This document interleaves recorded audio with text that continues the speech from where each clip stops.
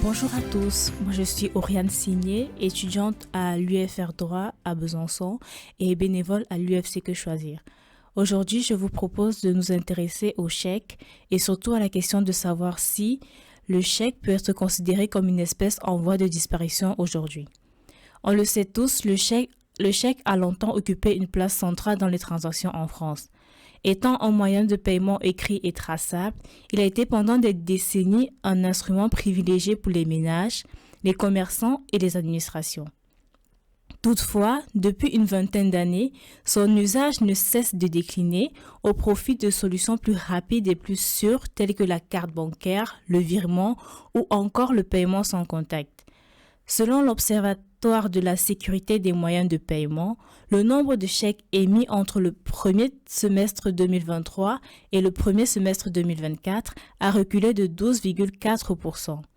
Les montants échangés par virement instantané ont progressé de 47% en un an, quand le chèque enregistre quant à lui une baisse de 17% sur la même période.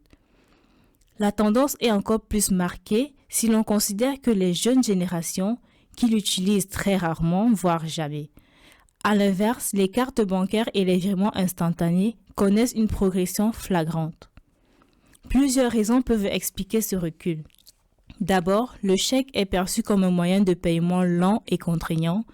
Il suppose une rédaction manuelle, une signature et surtout un délai d'encaissement pouvant aller jusqu'à plusieurs jours.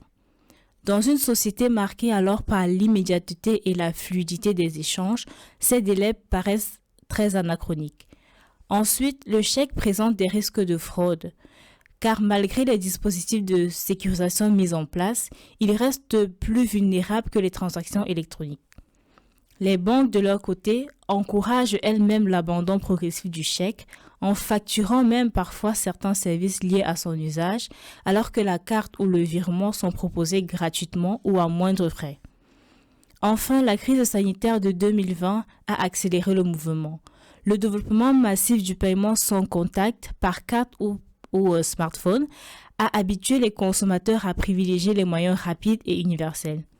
Le chèque, déjà en perte de vitesse, a donc vu son usage encore plus marginalisé dans ce contexte.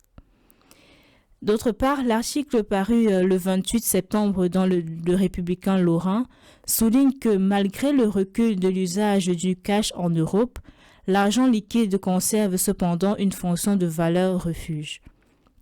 Et face aux incertitudes économiques, beaucoup de ménages conservent chez eux des billets, notamment pour se prémunir contre d'éventuelles défaillances du système bancaire. Cette logique de réassurance ne joue pas en faveur du chèque, malheureusement. Contrairement au liquide, il n'offre pas la sécurité psychologique d'un bien tangible. Contrairement à la carte, il n'offre pas non plus la rapidité et la modernité attendues.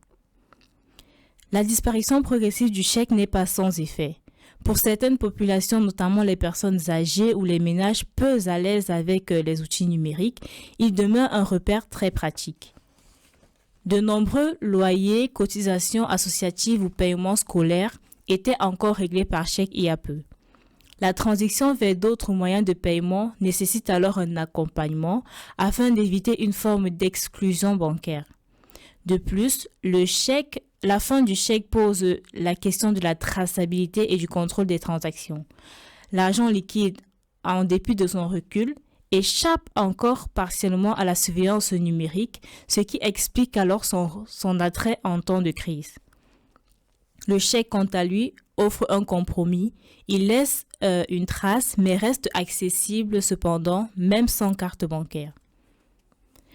La France est donc l'un des derniers pays européens à conserver un usage notable du chèque. Dans plusieurs États membres, il a quasiment disparu au profit du virement instantané et des applications de paiement mobile. La Banque centrale européenne cherche à encadrer cette diversité de pratiques de paiement pour garantir la stabilité du système. Et dans ce cadre, il est très probable que le chèque, considéré comme obsolète, soit voué à disparaître dans les prochaines années. Néanmoins, cette évolution soulève un paradoxe. Alors que la société européenne s'oriente vers une économie de plus en plus dématérialisée, les ménages, quant à eux, manifestent en parallèle un besoin croissant de conserver une part d'argent en billets pour se rassurer. En conclusion, la désaffection pour le chèque reflète ainsi une mutation de l'économie moderne. Moyen de paiement à la fois lent, risqué et peu adapté à la logique de l'instantanéité, il ne résiste pas à la concurrence des paiements électroniques. Loin d'être un simple phénomène technique, cette évolution traduit davantage la manière dont les individus conçoivent l'argent et la sécurité financière. Ainsi, alors que le cash conserve une utilité symbolique et rassurante, le chèque, lui, s'efface peu à peu. Merci de votre attention.